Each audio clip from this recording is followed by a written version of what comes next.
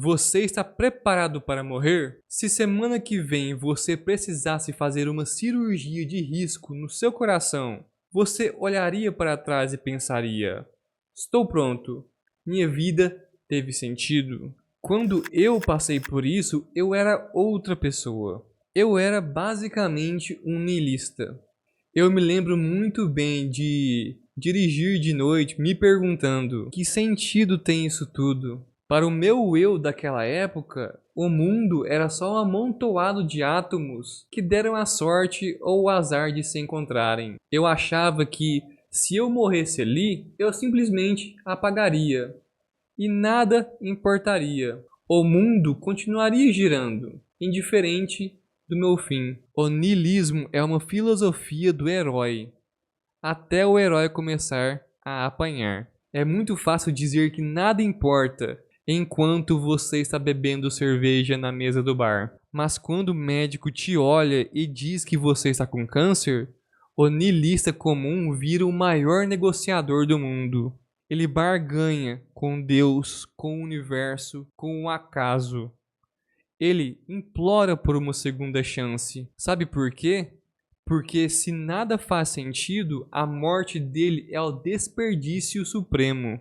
Lá estava eu, o niilista diante o bisturi. Eu estava nervoso? Claro. Quem diz que não sente nada diante da morte está mentindo. Ou é um psicopata. Mas o meu nervosismo era diferente. Não era um pânico de eu posso morrer. Era mais um nervosismo pela situação em si. Porém, eu estava em paz com o que a vida colocou ali na frente. Sem saber, eu tinha desenvolvido uma postura estoica nos últimos anos, por conta de vários outros acontecimentos da minha vida. Ali eu sabia de algo fundamental. Eu não poderia mudar nada daquela situação. Eu não controlava a anestesia, os aparelhos, o médico, nem o corte e muito menos a batida do meu próprio coração. A minha única coisa que eu tinha realmente controle era a minha mente. Sabe qual é o maior ato de responsabilidade de um homem? Aceitar a própria fragilidade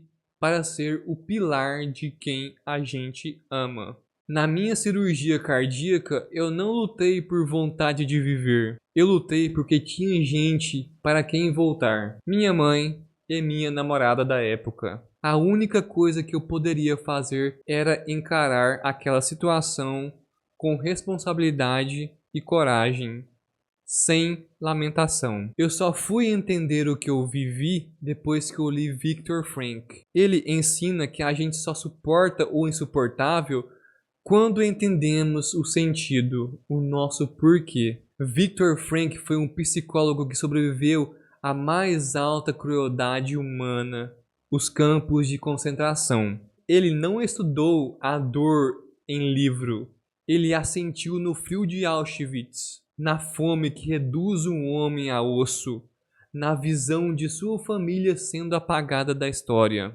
Agora me diga, como um homem sobrevive a isso? Como você sobrevive ao sofrimento inevitável que a vida joga em você? Os homens mais fortes sempre são os primeiros a morrer. O músculo e o tamanho não servem de nada ali. Nos campos de concentração, Viktor Frankl observou algo que desafia a biologia. Ele viu homens gigantes desmoronarem enquanto homens frágeis resistiam ao insuportável. A diferença, o sentido, o porquê. A resposta parece simples, mas é a coisa mais complexa de se praticar quando o mundo inteiro quer que você desista. Tudo, absolutamente tudo pode ser tirado de você, mas a única coisa que jamais ninguém pode tirar de você é a sua atitude perante as situações da vida. É decidir viver de acordo com sua escolha. Foi isso que um sobrevivente do Holocausto aprendeu sobre quem é realmente forte e quem é fraco. Claro, eu não estou aqui comparando meu sofrimento com quem ficou preso por anos em um campo de concentração. Isso é algo inimaginável, mas essa verdade vale para você também. Não compare seu sofrimento com o dos outros. O seu sofrimento pode ser seu divórcio, sua dívida ou seu luto. O que importa é saber como ele encontrou sentido naquele sofrimento. Ele pode ser um guia para ajudar eu e você quando o sofrimento inevitavelmente bater na nossa porta. A primeira lição que Frank nos ensina é esta: o erro não está em querer sobreviver. O erro está em achar que a sobrevivência é o que dá sentido ao sofrimento. Nos campos de concentração, muitos perguntavam: será que vamos sobreviver? Porque se não sobrevivermos, todo esse sofrimento não terá sentido. Frank percebeu que a pergunta estava invertida. A pergunta mais profunda não era se ele sobreviveria, era outra. Esse sofrimento tem sentido? Porque se não houver sentido no sofrimento, então nem mesmo sobreviver faz sentido. Deixa eu te explicar a brutalidade disso. Se o sentido da sua vida se resume a ganhar ou simplesmente não morrer, você transformou sua existência em um jogo de azar. Se você escapa da doença por sorte, sua vida teve sentido? E se você morre na mesa, seu sofrimento foi inútil? O sentido não é o prêmio que você ganha se sair vivo do hospital. O sentido é a postura que você assume enquanto estava lá dentro. O sentido real tem que ser imune ao destino. Se o seu propósito depende das boas graças do acaso, ele é frágil, é medíocre. O sentido real tem que ser imune ao destino. Ele tem que ser algo que nem mesmo a morte possa te tirar. Se você só é homem quando as coisas dão certo, você nunca foi homem de verdade. Essa lógica não para na mesa de cirurgia ou no arame farpado. Ela se estende para a busca de um sentido geral. Se a sua estratégia de vida é apenas se esconder, desviar dos problemas e fugir da dor, entenda, você não está vivendo, você está apenas desistindo em prestações. Frank viu que os homens que resistiam não eram os que ignoravam a dor, mas os que a abraçavam como uma missão. Eles encontravam um sentido dentro da ferida. Então, olhe para a sua realidade. Você provavelmente está passando por muito menos que um campo de concentração.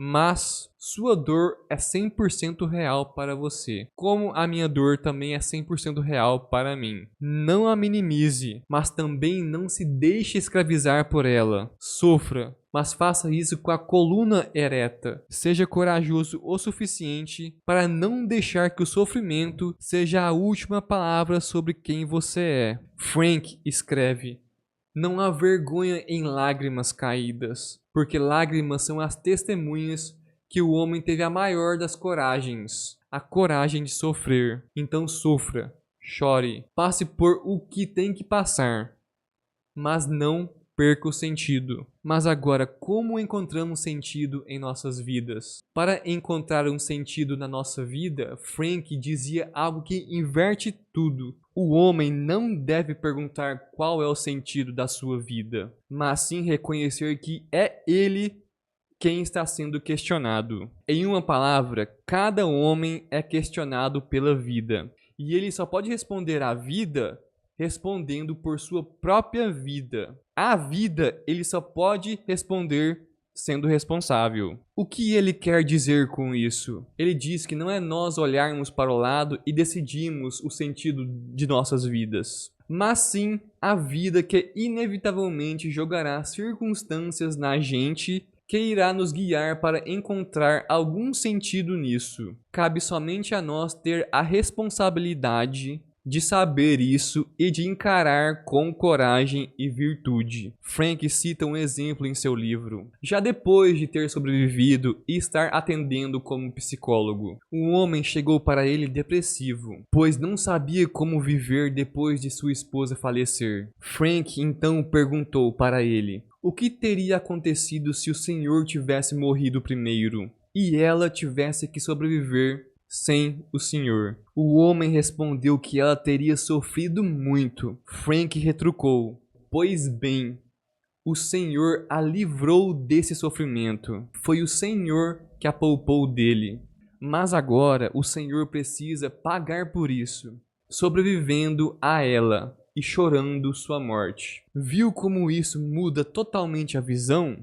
Ele não estava apenas sofrendo, ele estava protegendo a esposa daquele sofrimento. Isso muda tudo. Agora use isso. Pare, pense, anote. Qual outro sentido o sofrimento que você está passando possa ter? Talvez apenas mudando essa perspectiva seja o suficiente para você não só transformar o sofrimento, mas também se transformar em outra pessoa. Viu como achar sentido na sua vida também pode ser achado no sofrimento? Lembre-se, quando não podemos mais mudar a situação que está nos desafiando na nossa vida, é a nós que devemos nos desafiar a mudar. Sofrimento deixa de ser sofrimento no momento que ele encontra sentido. Ninguém nunca está 100% preparado para o que a vida irá nos trazer. Mas saber que você vai encarar tudo na vida com responsabilidade pode transformar totalmente sua existência. Foi o que eu senti naquela maca. Eu não sabia o nome, mas eu estava agindo como um homem responsável pelas pessoas que amava. Isso me deu uma paz que o niilismo nunca poderia dar. A vida vai te desafiar. Ela vai usar uma mesa de cirurgia, um acidente, uma conta bancária vazia